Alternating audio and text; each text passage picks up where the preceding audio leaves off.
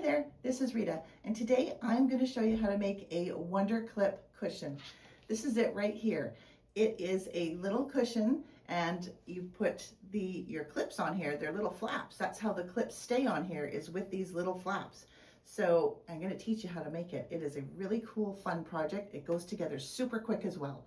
So fun to make, easy to do. Use your scraps. Awesome. Okay, so first what we're going to do is, I will put this aside here. First what we're going to do is we need to cut our pieces. So I've already pre-cut them here so that you can easily follow along. This is the back side. So this is the bottom here. It is a 5-inch square, so perfect for your charm pack. If you have some extra pieces from the charm packs from a quilt that you made, this would be a perfect scrap buster for it. So you need one 5-inch square. This is the ends parts here, so the green parts on the top, and these are the front and the back, or the front and the back, and they are 2 inches by 5 inches. You'll need 2 of those, one there, one there. These here are the spacers, so these go in between the flaps. So this is the black part that you see right here. This is the black part. So these are 1 inch by 5 inch, and you'll need 4 of those. So you'll need 1, 2, and 4. This is your flap. So I'm going to make mine out of this polka dot material, and you'll need 5 of these. So they're little flaps like this. They are 2 inches by 4 inches. So these are just a 1 inch shorter because you don't want it to go right to the end on the sides here. You do want to have a little bit of a gap there. So there we go. So okay, so let's get started. We're going to take one of these, and you're going to take it like this, and you're going to fold it in half lengthwise. You are going to stitch. You just need to stitch the end shut here and the end here. I would back stitch because every time I work on a small project and there's little pieces, I always find it's better to back stitch. Then the seam doesn't come undone. It's just more secure. So that's what I do.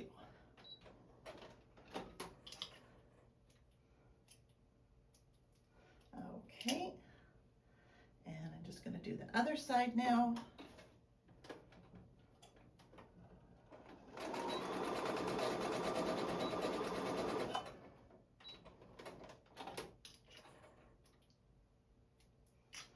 Okay, so now we have stitched these seams here on both sides. This is the folded edge on top and the raw edge on the bottom. I'm going to clip the seam just at an angle right there, and just at an angle right there, because I have to turn this around. I have to turn it inside out. There we go. Or yeah, like this, and then we just, the seams will just sit better. Oh, I'm just going to get my stiletto here. Just get anything that'll poke your corners out a little more prominent. There we go. And then you're just going to iron it. You're going to iron it flat. And you're going to do this 5 more times because we've got 5 flaps. So because of movie magic, I have 5 here. So we'll just put these aside, and these are done. So our flaps are done. So now we just need to assemble the top. This is flying by. This is such a quick project. So you want to start with one of the end pieces, and then you're going to put a flap and an in between, and a flap and an in between, another flap. You just keep going. You just keep going doing this here. A flap, in between, a flap, and then an end. And you're going to sew these all together, sandwiching the flaps in between these 2 pieces. You want to sandwich them so that they stick up like this. So I'll show you how it goes here. So I'm going to put the fold down here towards going on the bottom, and I'm just going to eyeball it here. If you really want to be picky, you could definitely like measure it and figure out where the center is.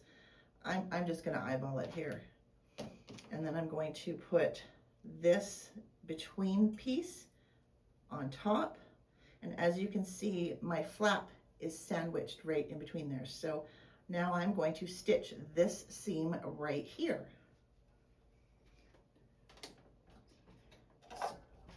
And I'm going to back stitch as well. Everything is 1/4 of an inch on this project, so everything stitch 1/4 of an inch.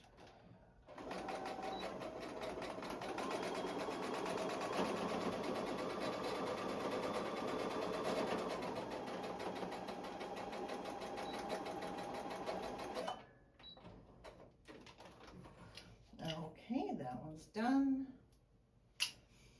There you go, and it looks like that. See, you have that sticking up right there. Now we're just going to keep doing that. We are going to put this one down, the next flap down.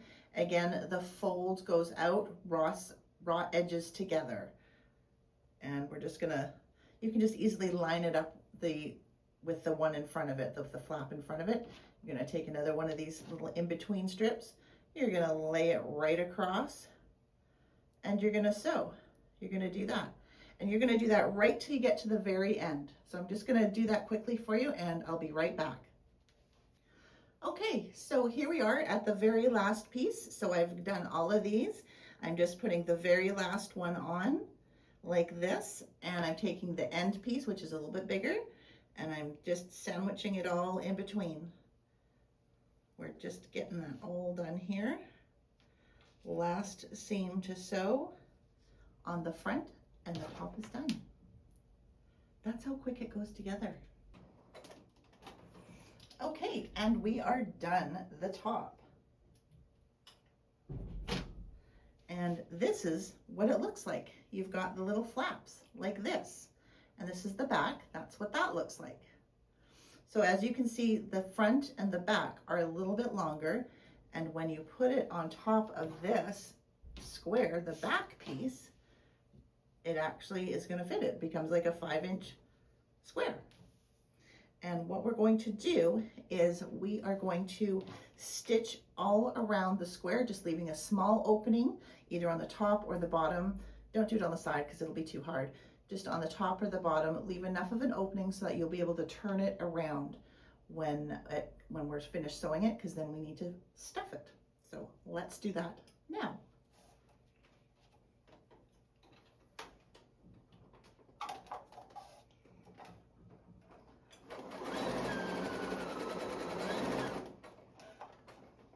So a little thing that I like to do when I sew around an entire project like this, like a pillowcase or something like this, where I have to turn it around inside out, I like to stitch right to the very end, almost off to the fabric, and then I'll back stitch enough just to get back into the seam allowance again, and then I'll rotate the square and I'll back stitch, so then I go back to the edge of the fabric again, and then back down, and then do the whole thing all the way around like that.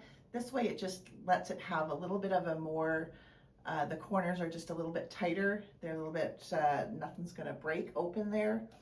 I always just have that fear of that. So that's just something I do. Now, because I'm going against the fabric openings here, I'm gonna have to maybe just lift up my presser foot a little bit so the fabric will glide evenly underneath.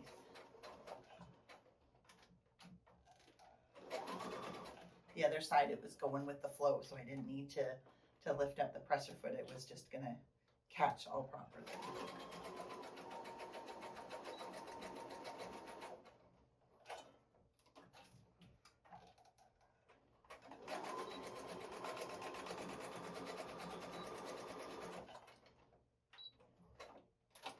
Okay, so I have stitched all the way around now, and as you can see, so I've just left this little bit of opening right there in between my two fingers right there.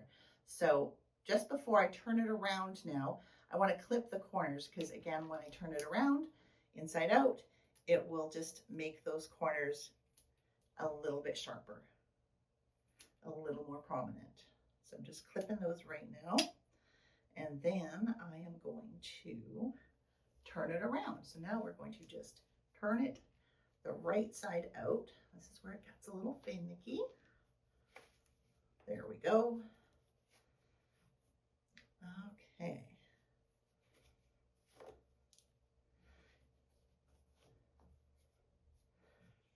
And look, there is the little flaps. I'm just going to, again, turn the corners and make them a little more pointy because I like my corners pointy. I like them as pointy as they can get. Oops.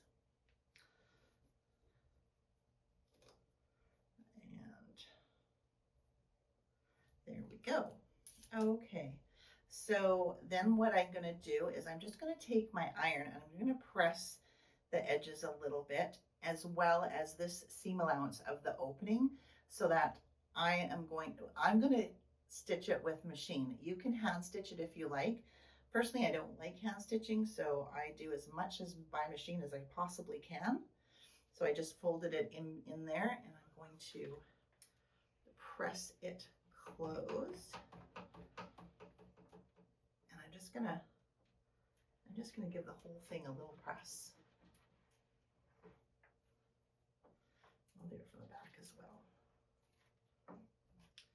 Okay, so here's what it looks like. So we are almost done. See how fast that was? That like took no time at all. Okay, now what we're going to do is we are going to fill it. And you've probably seen my rice here. This is what I use for filling. If I make something like this, I usually, because you need it weighted. You don't want it to just be stuffing from like a pillow or something, because then it'll just like fall off. You want it nice and sturdy and heavy and weighted. So I am going to pour, it's about 3/4 of a cup you'll need to fill this. So I'm gonna put my measuring cup here and just fill that there. And say, teensy bit over, not a big deal. Get yourself a funnel. If you have a funnel, this will help you. You can even make one out of paper, a paper funnel, that would work too. You definitely just don't want to be, you know, you probably could pour it. I prefer a funnel because I'm clumsy. I'm just going to tell you, I'm clumsy, and it will probably end up all over the place. So I'm just going to pour it in the funnel like this and just shake it a little so it all gets down there. Some loose stragglers. There we go. Okay, so it is almost to the top. It's not, I do have enough. See, it's right to about there. So I have this much here to get under my presser feet. You want to be really careful when you're sewing, when you're stuffing something with rice, because you don't want your needle to get, you don't want it to try and penetrate when the rice is there. First of all, it's going to get in your machine and it'll probably screw up your machine, but you could most definitely break a needle. Rice will do that for you. Personally, it's never happened to me. I know it's happened to other people, but I'm always super careful. So just push the rice down as far as it can go. I'm just going to take it to the machine here, and I'm just going to sew 1/8 of an inch away from the edge to close up that seam. Okay, and there, and then you can just like push it out like that. And there is my little Wonder Clip cushion. I just put all my little Wonder Clips on there as I'm sewing. I love it. I keep it one by my sewing machine at all times. There you go. It is really a cool thing that you didn't know you needed until you have one. Trust me. So I hope you have fun watching this tutorial. I hope you make one, and I would love to, answer any questions you have, or if you have any comments. If you want me to make a video of something else specifically, let me know. Let me know, and I will be happy to do that for you. Thank you for watching.